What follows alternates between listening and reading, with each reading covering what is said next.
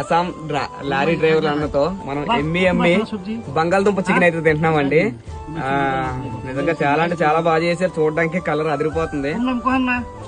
మిర్చీలు అయితే ఎక్కువ వేస్తారు. టేస్ట్ చేద్దాం ఒకసారి. నిజంగా చాలా అంటే చాలా ప్రేమ చూపిస్తున్నారండి వీళ్ళు నా మీద.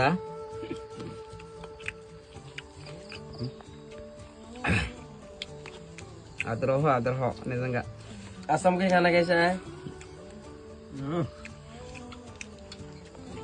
असम का खाना कैसा है? సూపర్ సూపర్ అన్న. सफर अन्ना సై బోలా మై సూపర్. ठीक है ना? నిజంగా అంటే నిజంగా బాగుందండి. వీళ్ళు బంగాళదుంప ఎందుకు వేస్తున్నారని నేను అడిగాను.